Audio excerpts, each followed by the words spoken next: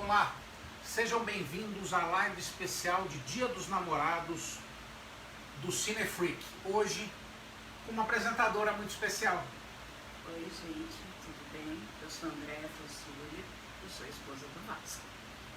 Então, hoje é um dia muito especial para aqueles casais apaixonados que estão ou não puderam estar juntos para comemorar o seu amor. E qual a melhor forma de comemorar o amor?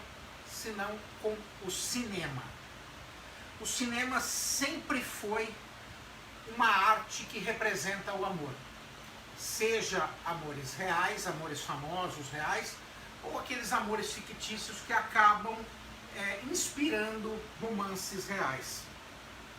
Então, esse é um dos motes do nosso programa de hoje. O amor no cinema. O cinema, desde os primórdios, retratou o amor como um dos poderes que consegue sobrepujar qualquer obstáculo.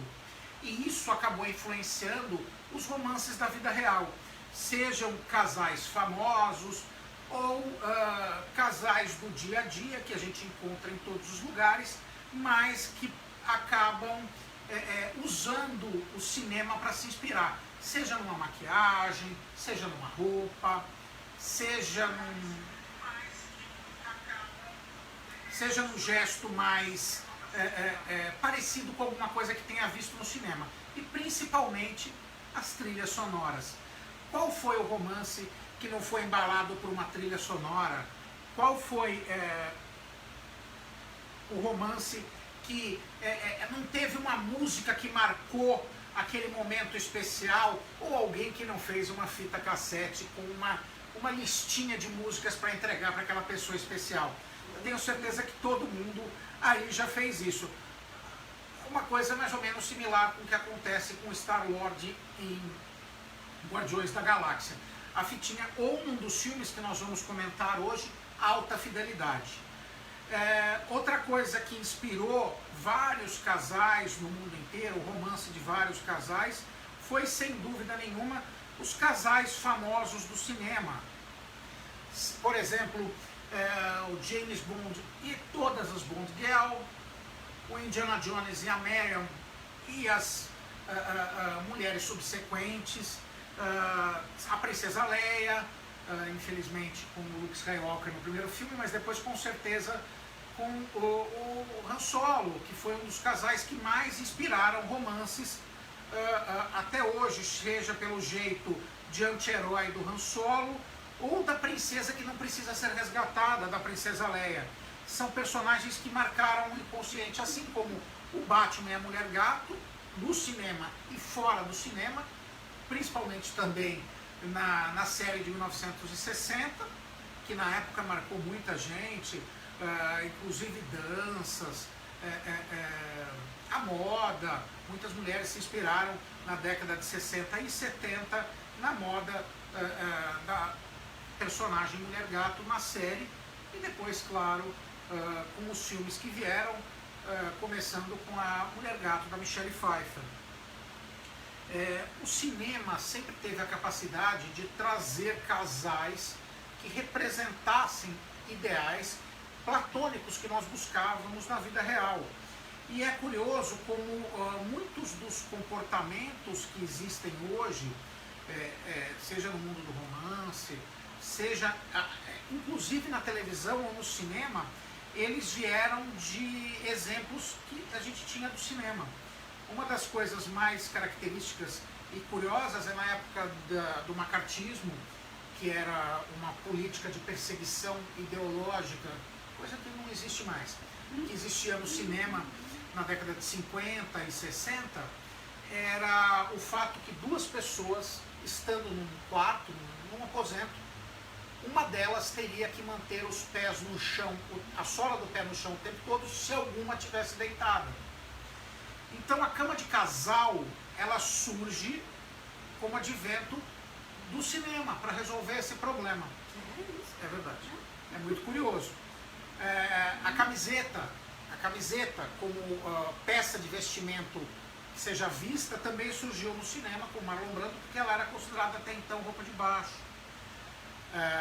O jeans também surgiu no cinema, o ato de se usar jeans, como, na época uma ferramenta de protesto, que era roupa de operário, ela também vem do cinema.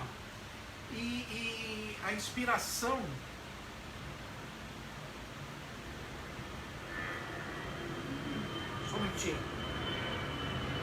a inspiração para esse tipo de atitudes vem com certeza do cinema. Uma das curiosidades do cinema que é engraçado, que também afetaram ao mundo do romance, é que a maquiagem que as mulheres usavam sempre se inspirou no cinema. E na década de 20, 30, as mulheres pintavam embaixo dos olhos muito forte, com lápis de olho ou algum outro tipo de maquiagem, de forma escura e muito preta. E nunca foi, na época, isso nunca foi compreendido corretamente do porquê que isso era feito. Veio do cinema porque os estúdios de cinema eles tinham tetos de vidro. E a luz do dia, a luz solar, batia e fazia sombra nos olhos, embaixo dos olhos, em cima da bochecha. Então ficava aquela marca preta. As mulheres achavam lindo, porque era uma coisa que veio do cinema, e procuraram repetir com lápis de olho, com algum tipo de maquiagem. Então é curioso a gente perceber esse tipo de comportamento. Outra coisa que hoje o Cinefreak publicou uma lista de dicas de filmes para se assistir a dois. É uma coisa que você pode fazer, se você não pôde estar junto com a sua namorada, namorado, você pegar, colocar fazer uma chamada de vídeo, colocar o seu celular do seu lado, com uma ligação com o seu amor, e assistir o filme junto com ele ou com ela, fazendo comentários, tudo. Os dois podem comer pipoca e interagir, como se estivessem assistindo o filme, mesmo que não estejam ocupando o mesmo espaço físico. Afinal de contas, o cinema ultrapassa as barreiras físicas. As pessoas podem desfrutar de um filme mesmo se não estiverem no mesmo espaço. Então a gente vai trazer hoje algumas dicas de filmes. O Fábio Cardoso acabou de entrar. Oi, Fábio, é o disco do Trouxe, tá aqui. Direto do Rio de Janeiro. Direto do Rio. Eu trouxe algumas dicas de filmes para falar sobre o amor, para falar sobre o sentimento romântico que o cinema desperta. E algumas dicas de hoje. A primeira, como não poderia deixar de ser, é um dos meus filmes favoritos, Sintonia de Amor. Sintonia de Amor, com Tom Hanks e Meg Ryan, um dos casais mais bonitos do cinema, nas telas, claro. Fizeram vários filmes e eu destaco o Sintonia de Amor por uma razão muito específica. O filme é puro amor. Ele não tem amor sexual, é um amor puro. O filme não tem um palavrão, não tem uma demonstração de raiva, de desafeto, eles não brigam, é o amor puro. E é muito bonito porque esse filme, ele mostra um personagem, que é o personagem do Tom Hanks. O filme já começa numa situação muito trágica para esse personagem. O Bernardo Castilho acabou de entrar. Não, Anticristo não, Bernardo. Hoje não, fica para uma outra live, talvez a live de Halloween. Mas o Sintonia de Amor começa já em algum momento de perda para o personagem. Ele se encontra sem chão e ele tem um filho. E ele não consegue mais viver onde ele mora, em São Francisco, ele não consegue mais viver lá. E ele larga tudo e muda para Seattle, uma outra cidade no centro americano. E ele procura reconstruir a sua vida. Ele é arquiteto, mas ele está passando por um momento de depressão e ele não consegue mais ter a vida do jeito que ele tinha. E o filho, coitado, percebe que o pai está em agonia e numa noite ele liga para o programa de rádio contando o que aconteceu com o pai. E isso atrai a atenção de milhares de mulheres nos Estados Unidos. E uma delas é uma jornalista, a Meg Ryan, que quer escrever uma história sobre isso.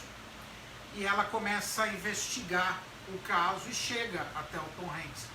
E ele começa a receber cartas dessas mulheres e o filho quer escolher quem vai ser a namorada. E por uma série de encontros e desencontros no filme, o destino vai conduzir os dois até uma situação muito especial. O interessante desse filme é que ele é baseado, ele é inspirado, assim como a vida real, os romances de vida real, inclusive o romance da gente começou como se fosse aquele filme Uma Mensagem para Você. Do Tom Hanks também, eu já conto para vocês. Mas assim como os romances da vida real são inspirados no cinema, esse filme também é inspirado num romance de cinema. Os próprios personagens falam isso durante o filme. É um filme chamado Tarde Demais para Esquecer, com o Cary Grant e a Deborah Kerr. Um dos clássicos do romance do cinema, um dos filmes mais cultuados nesse segmento, que também mostra um amor muito bonito. É um filme de 1958, mas ele não é datado. Você pode muito bem assistir hoje, que eu tenho certeza que você vai gostar. Você não sabe quem é o Cary Grant e a Deborah Kerr? Eles são o Tom Hanks e a Meg Ryan da época deles. O Sérgio entrou. Sim, ô Sérgio, sim, ela é cinéfila também. Eu acabei introduzindo ela no mundo do cinema, ela gosta, ela assiste comigo, mas ela não entende tanto quanto eu. A área dela é mais outra, mas ela curte bastante também. Tanto que isso aqui, o cenário, tudo, ela, a criação dela, ela que me ajudou a desenvolver, a criar, e ela incentiva muito esse lado meu. E esse filme do Tom Hanks e da Meg Ryan, ele é inspirado no romance do Cary Grant e da Deborah Kerr. Então é engraçado porque é um pouco metalinguagem. Um filme acaba inspirando o outro. Sintonia de Amor é uma das indicações do Cinefreak para o dia de hoje e para qualquer dia, porque é romance na certa. Outro filme que eu trago para vocês, com certeza é Alta Fidelidade, que eu já comentei das fitinhas. É um filme do John Cusack, que ele é um cara completamente viciado em música, ele conhece pra caramba, tanto que ele tem uma loja de música, loja de discos de vinil. Quem não sabe o que é disco de vinil, é um CD maior, preto, que você tocava com uma agulha. É uma coisa lá do século passado. Ele tinha uma loja que vendia discos de vinil, assim como aqui em São Paulo tem a Galeria do Rock. É uma coisa parecida. E ele vive junto com os amigos dele, inclusive o Jack Black trabalha no filme, numa das primeiros papéis que acabou despontando na carreira dele, numa participação hilária, num papel hilário, ele fica criando listas.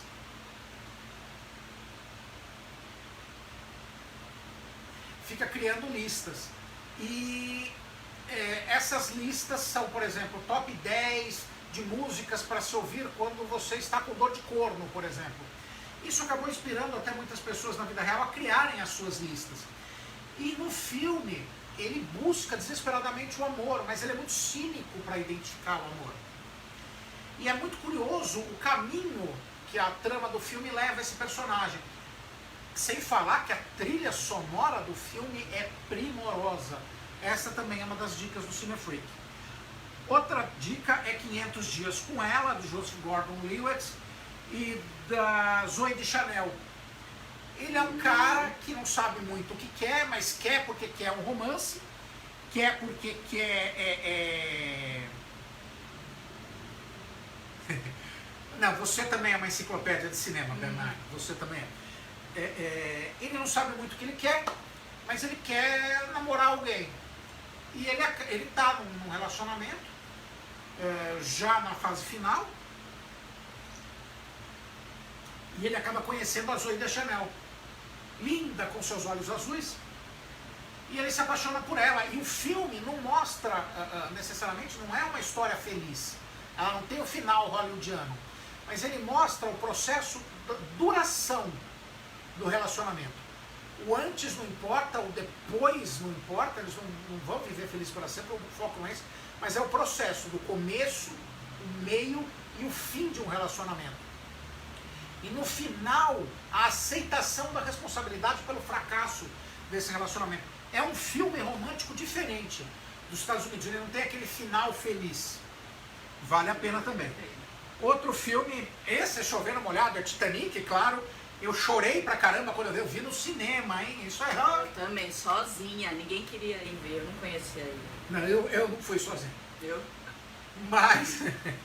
Mas é um filme maravilhoso, uma recriação de época primorosa, com os cenários fantásticos. E uma coisa curiosa do Titanic, muita gente reclama do filme, é um filme meloso, ele morreu, isso, mas ninguém pensa o seguinte: a tecnologia que foi criada para desenvolver o filme. O James Cameron, que dirigiu Avatar, dirigiu Titanic, até hoje uma das maiores bilheterias do cinema, foi durante muito tempo a primeira bilheteria do cinema.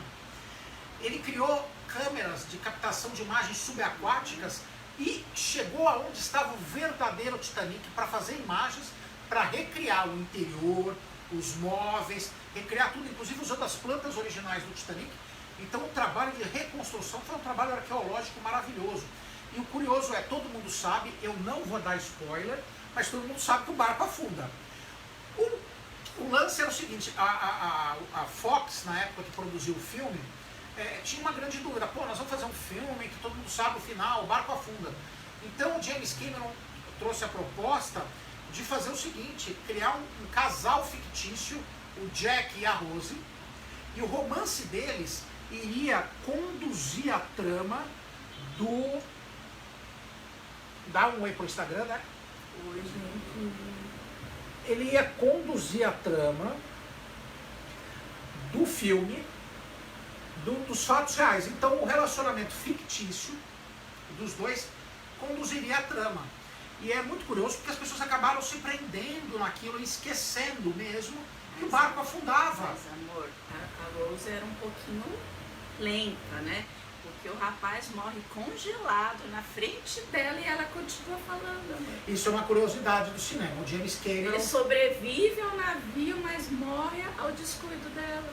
Então, o James Cameron, durante muito tempo, alegou que realmente ele estava sendo fiel à realidade, porque não daria, ele morreria. Mas não, comprovaram, tem um programa chamado os Mythbusters, que comprovou que daria para os dois ficarem naquilo, só que a Rose era fominha, e preferiu ficar ela seca e quentinha e deixar o Jack morrer. Ou talvez ele pensou assim: nossa, vou passar a vida inteira do lado dela, e resolveu se matar.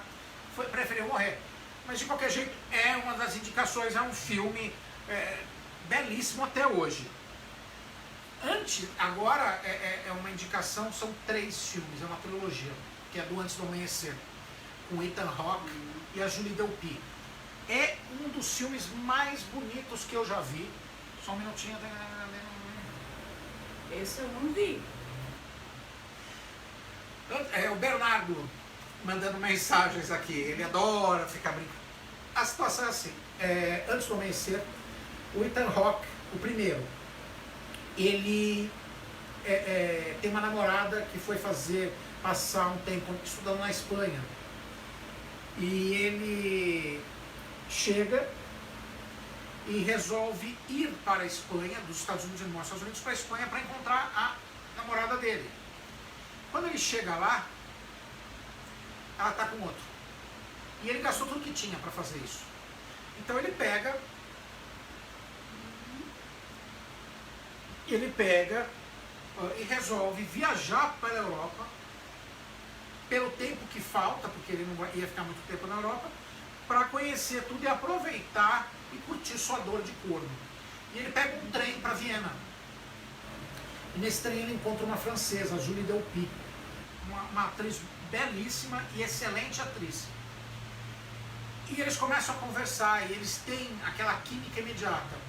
Chegando em Viena, ele não tem o que fazer, ele tem que pegar a conexão dele, é só amanhã. E ele tem que matar a noite inteira. Então eles resolvem passar a noite percorrendo. Ó, Lorena, feliz Dia dos Namorados para você também. A Lorena acabou de entrar, gente, Lorena Soeira. Eles resolvem passar a noite. Ô Douglas, seja bem-vindo. Legal você estar aqui, viu, Douglas? Pode perguntar o que você quiser. Eles resolvem passar a noite percorrendo. Ó, Lorena, feliz Dia dos Namorados para você também. A Lorena Soeira. Eles resolvem passar a noite. Ô Douglas, seja bem-vindo. Legal você estar aqui, viu, Douglas? Pode perguntar o que você quiser. eles resolvem passar a noite juntos percorrendo Viena, que é uma das cidades mais bonitas do mundo, mais românticas inclusive. E durante essa noite, essa visita noturna à cidade, eles acabam se apaixonando. Só que eles sabem, com certeza,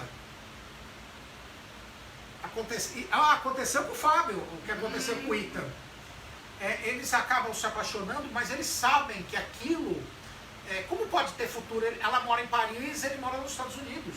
Ela mora na França, ele nos Estados Unidos. Então, o romance deles duraria... relacionamento à distância é complicado. E eles sabem que aquela noite duraria pelo menos até antes do amanhecer, que é quando ele teria que ir embora. E no filme mostra a intensidade desse amor por uma noite.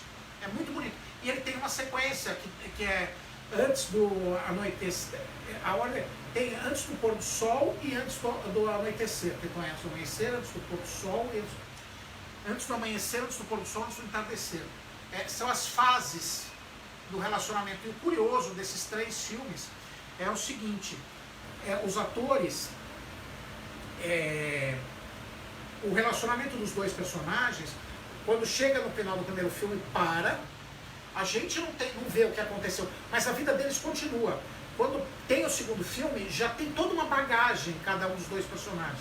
Eles continuaram a vida deles, a gente não viu, mas eles continuaram. E o terceiro filme também. Então, assim, é curioso, porque é como se a gente abrisse uma janela, visse a vida desses 2 personagens, fechasse, passasse um tempo, abrisse de novo. E o diretor conseguiu captar essa intenção perfeitamente. Então é um dos filmes de amor mais realista que eu já vi no cinema. Antes do amanhecer. Um dos filmes agora que eu insisto para a Andréia ver, ela não vê, vou tentar ver se eu passo para ela hoje. Brilho Eterno de uma Mente Sem Lembranças. Maravilhoso. O Jim Carrey em um dos seus papéis sérios. E esse realmente é um dos filmes que ele interpretando um papel mais sério deu certo. Ele e a Kate Winslet. Ele é um cara que tem um relacionamento com a Kate Winslet, mostra isso no filme. Ela é uma funcionária de uma livraria, como se fosse a Livraria Cultura aqui em São Paulo. Quem é de São Paulo entende um pouco como é que é o funcionamento. Quem não é de São Paulo é uma livraria mais cult, uma coisa mais assim, moderna. Ela tem cabelo azul e tudo, é muito legal. E o relacionamento deles, no começo do filme já não dá certo. Então ela resolve fazer um procedimento experimental que apaga a memória. E ele não consegue viver com isso.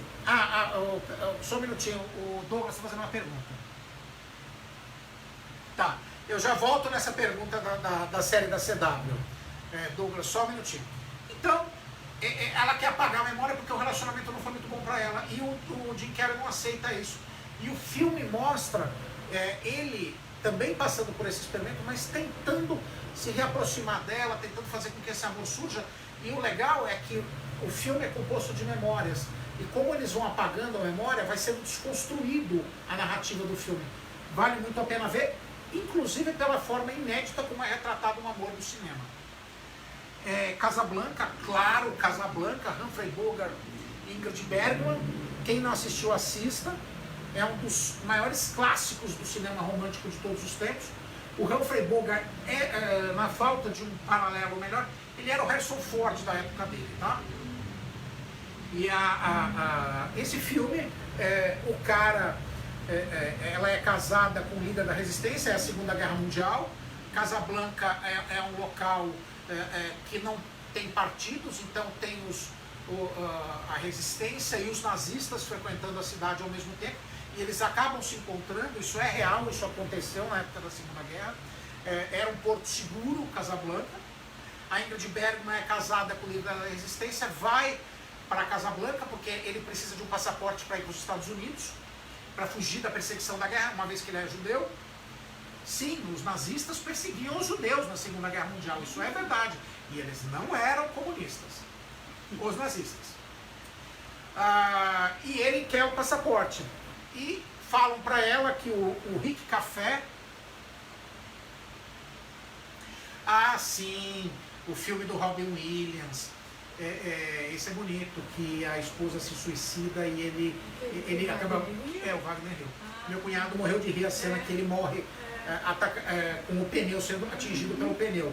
Esse é um filme muito bonito, também é uma dica do Bernardo, é que sinceramente agora não lembro o nome do filme, mas é um filme maravilhoso. E o Casablanca, ela fica sabendo que o Rick Café consegue, o dono do Rick Café consegue o passaporte, ela vai e o cara era um ex-namorado dela, é o Humphrey Bogart. E o filme inteiro mostra como esse relacionamento não foi esquecido. Então, assim, o que é mais importante? A felicidade de um ou de muitos? E o Casablanca mostra isso. E curioso, o Casablanca, por trás é que existe uma lenda de que o filme foi sendo escrito à medida que era filmado, ele não tinha um roteiro preciso, definido. E isso é uma das grandes curiosidades. Sem falar a trilha, que é You Must Remember This. A kiss is just a kiss. Ele canta a sigh is just a sigh. Maravilhosa essa música. Outra, Romeu e Julieta, claro, com o Leonardo DiCaprio e a Claire Danes. Maravilhoso o filme, mostra uma roupagem nova, esse clássico do William Shakespeare, dirigido pelo Baz Luhrmann, que fez uma coisa mais pop, com canções, visual muito moderno. É lindo o filme. E também o próximo filme da lista é do Baz Luhrmann, que é Moulin Rouge. Sim, Fábio, Casablanca é uma aula de história.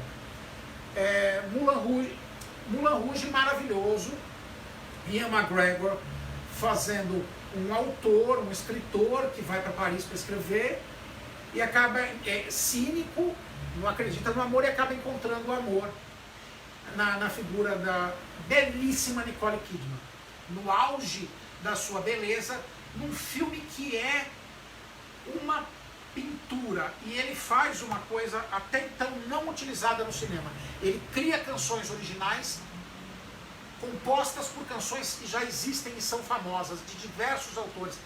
Então o filme não só é um espetáculo visual, mas é um espetáculo auditivo, vale muito a pena assistir. Harry e Sally, feitos um para o outro, Billy Crystal e Meg Ryan, mostram não o amor propriamente dito, mas um amor que não deu certo virou uma amizade e pode ou não virar um amor.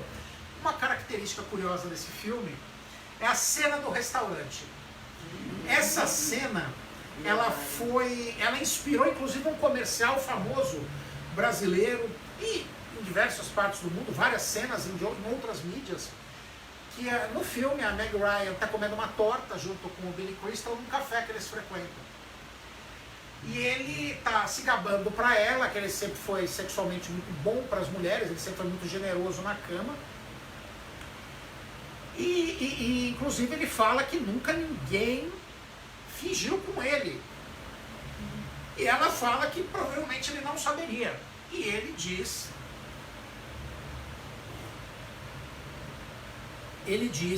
que não. Que ele saberia identificar porque nenhuma mulher fingiu com ele. E que nenhuma mulher seria boa o suficiente para fingir. E ela ali, no meio do café, simula um orgasmo, comendo sua torta. E ele olhando com um misto de espanto e vergonha, simulando o maior orgasmo já visto na Terra. E o curioso, e é isso que foi imitado, é que ela está simulando isso. Quando termina o orgasmo, ela volta, come sua torta tranquilamente. Uma senhora na mesa de trás chama o garçom e fala assim: eu vou querer comer o que ela está comendo. Opa! Essa cena é um dos tops da comédia e é fruto da mente do Billy Crystal, que é um dos maiores comediantes que tem no cinema, amigo do Robin Williams, e que hoje não é tão lembrado. Talvez ele seja mais lembrado com a voz do personagem do filme Monstros S.A., aquele que é uma bolinha. Tem o zoiudinho, do zoiudinho. E ele é um dos gênios da comédia. Billy Crystal. Lembrem desse nome, procurem os filmes dele e assistam Harry e Sally. E o último filme é Tarde Demais para Esquecer, que é o filme que inspirou o primeiro filme da nossa listinha. O filme com o Cary Grant e a Deborah Kerr. Esse filme, ele é um dos filmes mais inovadores até então já feitos, porque a estrutura do cinema romântico é menino conhece menina, menino se apaixona por menina, menina se apaixona por menino. Menino briga com menina, eles se afastam, menino sente falta de menina, eles voltam e ficam juntos para sempre. Esse filme é diferente. O filme começa, os dois estão comprometidos com outras pessoas. E mostra, mas a paixão surge entre eles e mostra como que eles lidam com essa paixão, como o amor entre os dois surge, mas como eles têm responsabilidades com outras pessoas, eles são adultos, eles não são jovens. O filme eles já estão com uma certa idade. Eles resolvem deixar o amor ao acaso. E se for o destino deles, aquilo vai acontecer. E eles marcam um encontro no topo do Empire State Building 1 ano depois. E daí acontece uma série de desencontros que depois levam os dois a se encontrarem. Vale muito a pena, é um dos maiores clássicos do cinema romântico. Tarde demais para esquecer. Fábio Cardoso? Não. Gattaca. Gattaca maravilhoso. O Gattaca, o Fábio Cardoso aqui falou do Gattaca. Não é bem um filme romântico, é um filme de ficção científica, mas é um filme que uniu um casal, que infelizmente hoje já não está mais junto, que é o Ethan Hawke e a Uma Thurman. Há uma Thurman belíssima no filme. O filme fala sobre a perfeição, a busca pela perfeição através da genética e como nem sempre essa perfeição é encontrada onde se espera. Ela pode vir ao acaso.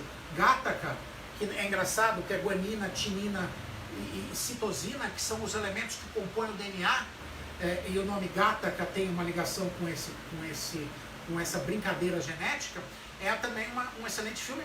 Pode ser vista como romance, porque eles têm que superar adversidades. Ela, apesar de perfeita, tem um problema de saúde, e ele é uma pessoa que não tem uma perfeição genética, não nasceu perfeito, mas busca e deseja essa perfeição, e eles acabam ficando juntos. Então é uma dica excelente. Gattaca também.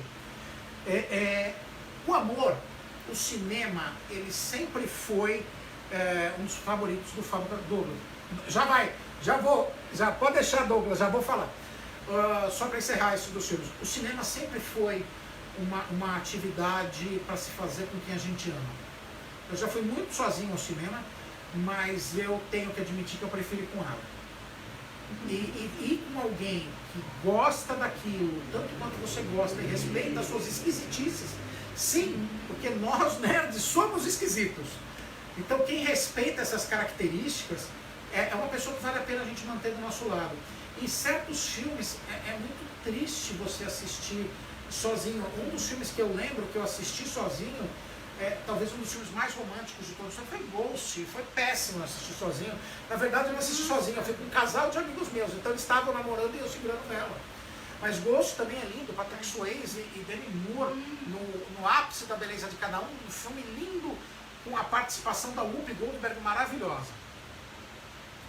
Não, é verdade. Não é melhor do que ir com você, Bernardo, porque são duas coisas diferentes. A gente é muito parecido, fala as mesmas merdas, querem mandar a gente embora do cinema porque a gente conversa muito, mas é divertido. E o Bernardo fala mesmo, ele não quer nem saber. Ele conversa, ele conta a história no meio do filme e é divertidíssimo. Saibam isso. Eu recomendo, quem puder, vá ao cinema com o Bernardo. Inclusive, pode ser a rede de cinema dele, o Cineflix. Ele pode convidar você. Vamos começar um concurso agora. Quem vai no cinema com o Bernardo? Escreva o pedido mais original para ir ao cinema com o Bernardo e você pode ganhar um par de ingressos para ir com o Bernardo na rede Cineflix de cinema. Então, e o cinema sempre inspirou esses casais a ele.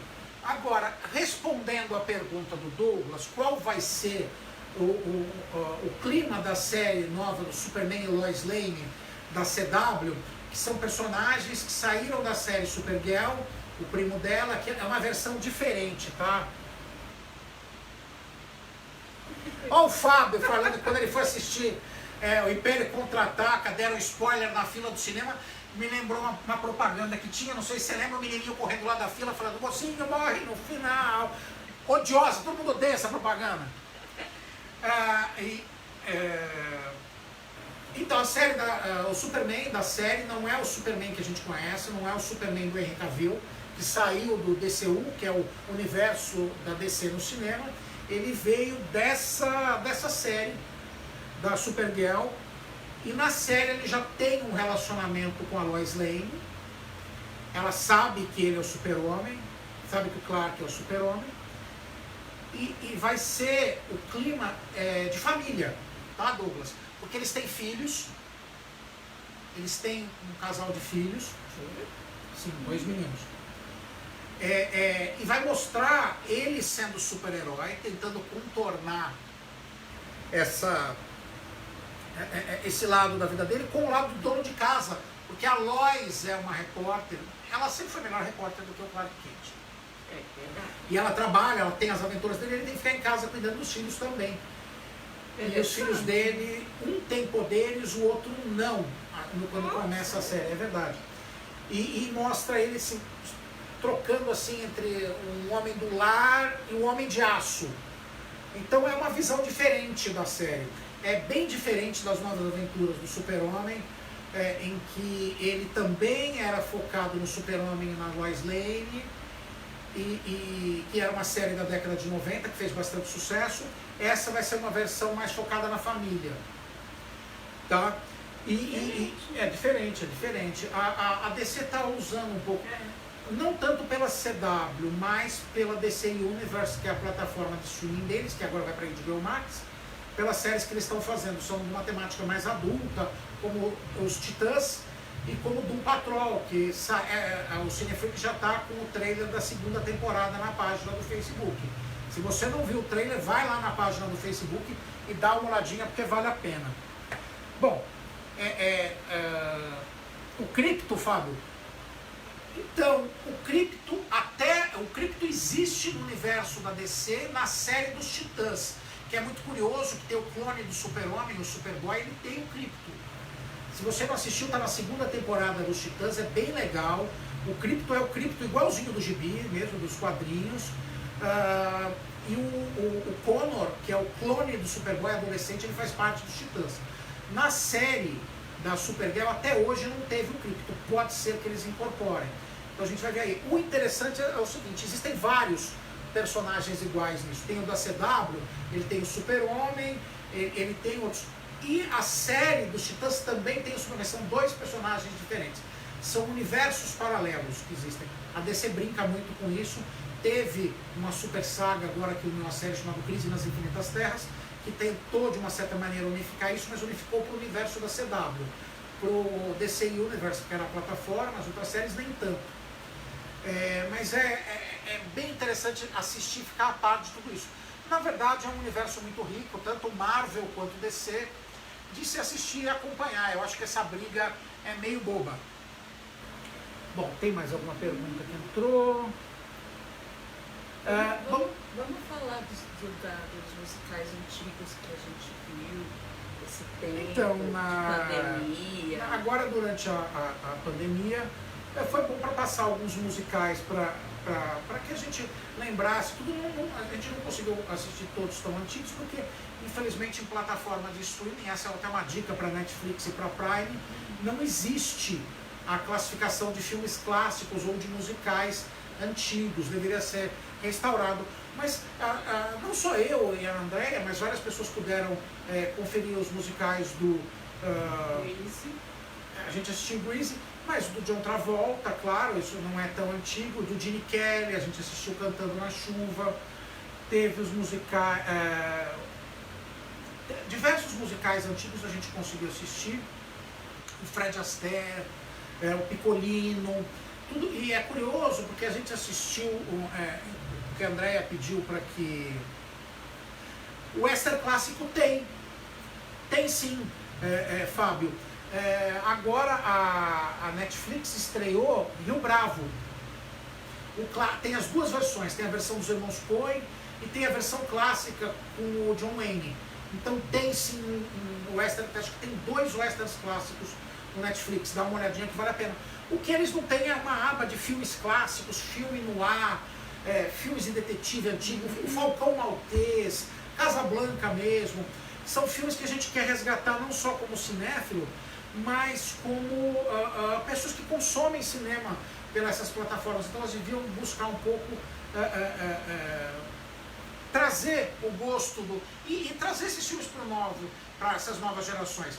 E os filmes clássicos são difíceis de conseguir. Quem gosta de internet, quem conhece bastante como funciona, sabe como conseguir esses filmes. Mas não é o vasto público que tem acesso. Então a gente pôde assistir alguns musicais clássicos também, contrastar algumas coisas. Eu passei Cantando na Chuva para ela, passei Grease, ela quis ver Xanadu, quem não assistiu é o Olivia Newton-John, do Grease, com John Travolta, fazendo o par.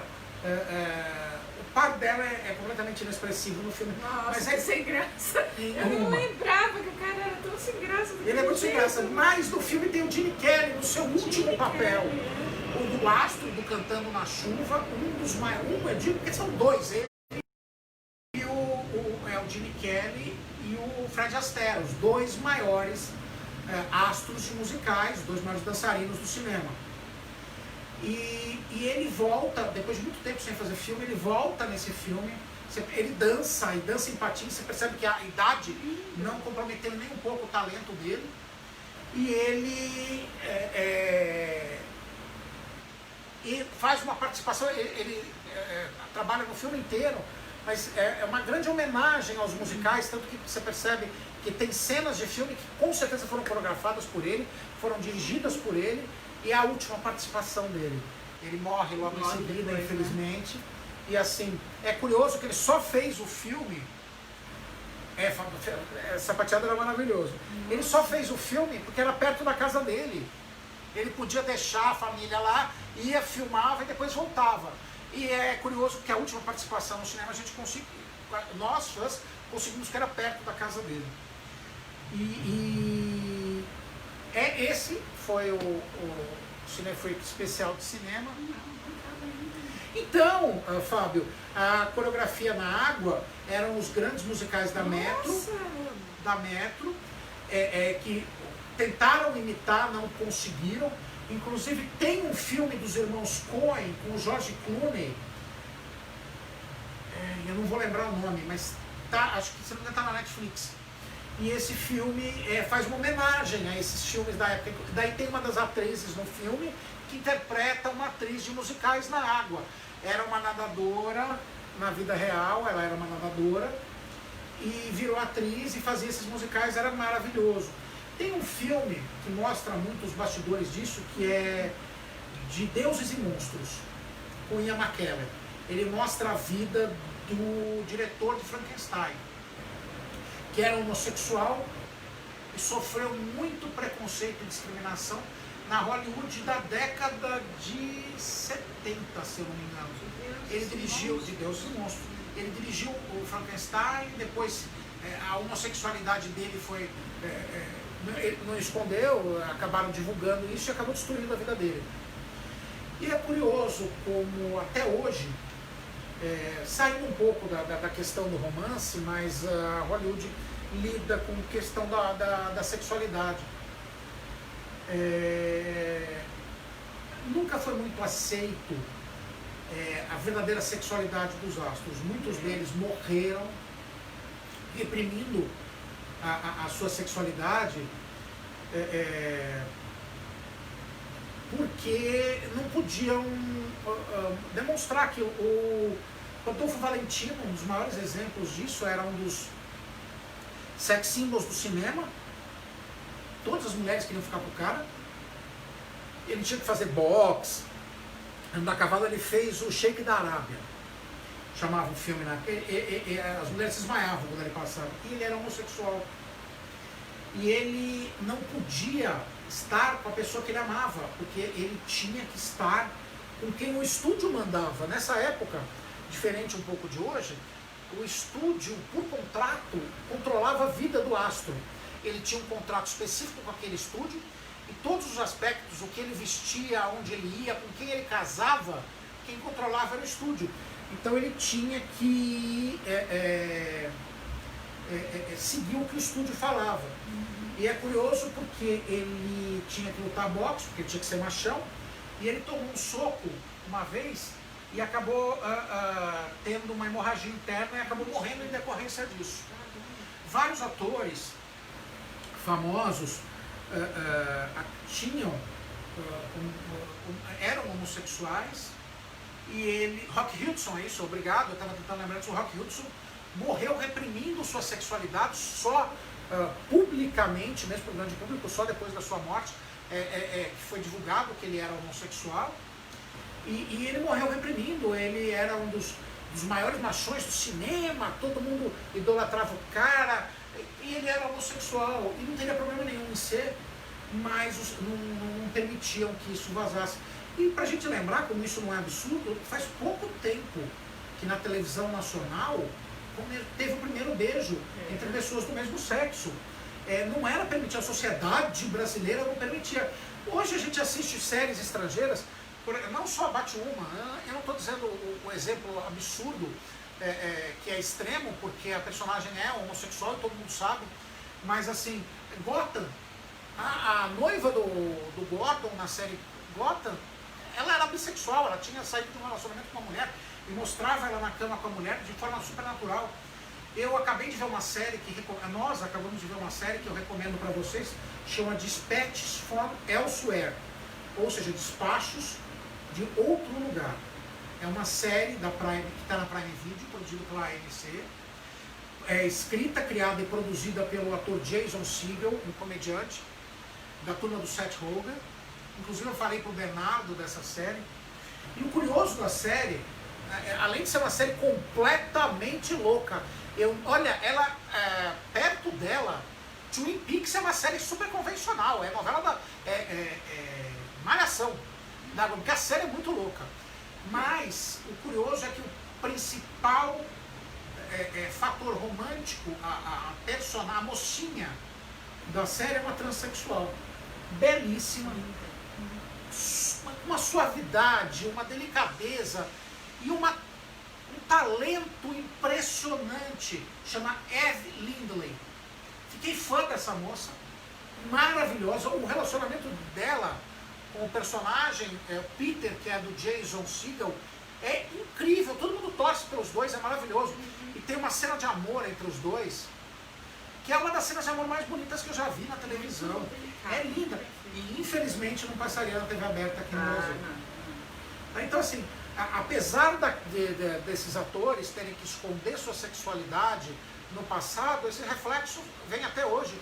Por exemplo, a J.K. Rowling, autora da série Harry Potter, discriminar e não acreditar em transexuais. Ela discrimina, ela não acredita na mulher transexual. Isso gerou uma polêmica essa semana, com declarações de vários atores da série no cinema, indo contra a J.K. Rowling, que tem essa visão retrógrada. É impressionante isso. Não é o fato de acreditar ou de aceitar se trans existem ou não, eles existem e eles estão aí. E não é você concordar, seguir isso. Eles existem, apesar de você concordar ou não, aceitar ou não.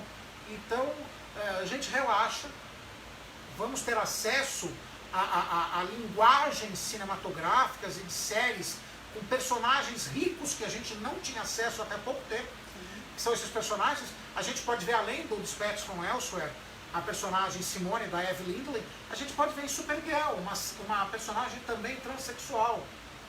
Ele está por aí. Tudo bem, tem muita gente que fala, é gratuito, tudo. Quando é feito de uma forma gratuita e forçada, eu concordo, narrativamente fica pobre. Não é o caso dessa série que eu falei, o Dispatch from Elsewhere, é maravilhoso.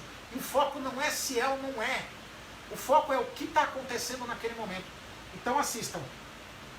E o Fábio também falou de Priscila Rainha do Deserto, maravilhoso. O agente Smith do Matrix fazendo um travesti maravilhoso na série, muito bom. E já que o Fábio falou do Priscila Rainha do Deserto, eu tenho outra dica, que essa é para os machões que acham esses filmes chatos. Patrick Swayze Wesley Snipes fazendo travestis num filme chamado Para Wong Fu, Obrigado por Tudo, Julie Newmar. Esse filme é lindo e o Patrick Swayze é uma mulher linda. Assistam esse filme que tem uma mensagem impressionante. Para Wong Fu, Obrigado por Tudo, Julie Newmar. Bom, mas nem tudo é uma série, acho que também foi bonitinho. Então, Douglas, é verdade. Mas as opiniões do ator que fazia o Homem Elástico, Elonga the Man, é o seguinte, ele fez comentários racistas, ele fez comentários sobre estupro, e realmente na sociedade, como a gente está, mas na época em que nós nos encontramos, em que as pessoas deveriam ser mais evoluídas, uma pessoa fazer comentários como esse é idiota para dizer o mínimo. Não é opinião, ele né? foi uma... eu vou chegar nesse ponto.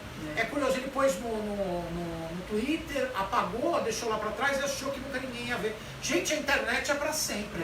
Isso que a gente está falando aqui vai ficar para sempre aí. Uma opinião sua na internet é eterna. E hoje tem uma coisa muito curiosa. As pessoas justificam a homofobia, o racismo, como se fosse liberdade de expressão. Essa é a minha opinião. Isso não é liberdade de expressão, isso é crime. Quando você viola o direito do próximo, seja de uma pessoa, seja de uma classe social, seja de uma raça, ou seja de um segmento da sociedade, isso é crime. É crime que tem jurisprudência no Código Penal. Então, não é ponto de vista ou opinião. Tá? Isso é crime. Você pode dar sua opinião sobre fatos. Você tem o direito de dar opinião sobre acontecimentos. Você não pode ferir a integridade física ou moral do próximo. Isso não é liberdade de expressão. Então a gente está numa fase que tudo é justificado como liberdade de expressão. Infelizmente as pessoas vão perceber e vão aprender que não é da pior maneira. Então assim, expresse a sua opinião, mas respeite o próximo. Bom, gente, tem o filme das Branquelas, só que como é ao contrário, ele não foi visto como racismo, porque não existiria racismo às avessas. Só que não é uma... Aí eu não vejo nem como uma questão de racismo, eu vejo como uma questão do bom gosto mesmo. Tem quem goste desse tipo de filme, tem quem não goste desse tipo de filme. Eu aconselho a certos tipos de filme a pessoa não assistir, não vale a pena. Infelizmente, esse Dia dos Namorados, ele não é só flores, bombons e champanhe. Hoje, o mundo nerd perdeu um dos seus maiores expoentes. Um dos maiores autores de quadrinhos de todos os tempos, Daniel Neal, responsável pela visão madura dos quadrinhos. Ele atualizou, ele modernizou muitos personagens, o Batman, inclusive essa versão soturna e dark é responsabilidade dele. No final da década de 70, década de 80, ele trouxe para DC Comics a visão mais adulta, por exemplo, o Lanterna Verde em parceria com o Arqueiro Verde, enfrentando traficantes de drogas, o arco em que o Ricardito, o parceiro do Arqueiro Verde, fica viciado em heroína e tem que confessar para ele que está usando drogas, foi responsabilidade do Daniel Neal. Inclusive a capa dessa edição foi a primeira capa que quebrou o código de ética dos quadrinhos, porque trazia um personagem com uma seringa presa no braço. Eles foram contra o código de ética do governo e lançaram essa capa, que foi um campeão de vendas. E hoje nós perdemos ele aos 81 anos. É um dos mitos do mundo das artes, um dos mitos dos quadrinhos que nos deixam. E é curioso como esse ano, 2020, é um ano absurdo. Nossa. Claro que sempre morrem pessoas, mas pelo amor de Deus, o que aconteceu com esse ano? Deus saiu de férias, aconteceu alguma coisa? Gente, 2020 é o ano que não faremos contato, porque tem pandemia, coisa que parece coisa de filme. As pessoas chegam a duvidar, a dizer que é mentira, o coronavírus, a pandemia, porque é tão absurdo e é real. Então, nem a ficção de maneira nenhuma previu isso. E o fato de estarmos aqui... filme depois, né? Eu estou curioso para ver os filmes que vão sair. Já tem o primeiro filme sendo escrito, que retrata a pandemia. Mas o curioso ninguém previu isso. isso, as pessoas dentro de casa, sem poder sair e se comunicando pela internet, acabou de uma certa maneira nos tornando mais humanos, a gente valorizando o contato, o outro. Eu só quero aproveitar esse momento para fazer um pedido para vocês, não acabou. O mundo inteiro ainda está em pandemia. Apesar de ter acontecido a flexibilização do comércio, a abertura das coisas, gente, não exagera. A gente não precisa ir no shopping porque o shopping abriu. Até porque as pessoas estão sem dinheiro, a gente ficou 3 meses sem trabalhar, muita gente ficou sem trabalhar, então não tem dinheiro. Não vamos abusar desse momento, porque assim que em muitos lugares, no mundo inteiro aconteceu isso, teve essa flexibilização, os números de contágio aumentaram e tiveram que voltar para o isolamento social. Então, gente, vamos ter consciência, vamos pensar não só na gente ou quem está do nosso lado, mas vamos pensar em toda a sociedade, vamos evitar sair, para que, não digo nem preservar a nossa saúde, mas preservar a saúde do próximo. Então fiquem em casa, fiquem em segurança, assistam filmes, tá? E aproveitem para pensar em perguntas para as próximas lives, porque o Cinefreak agora vai fazer lives semanais. E fiquem ligados. Vamos fazer os filmes da pandemia. Vamos fazer uma próxima, pode ser filme de pandemia. Eu vou pesquisar, vou fazer e posso trazer isso numa próxima live. Mas então fiquem ligados no Cinefreak, fiquem ligados nas nossas lives e façam perguntas. E a gente se vê na próxima semana. Fiquem com Deus e feliz Dia dos Namorados para todos. Aproveite a noite, assista muito filme de amor. Hoje é só amor. Mesmo que você não esteja junto com quem você ama. Pegue o celular, faça uma chamada de vídeo e assista com ele. E fiquem bem.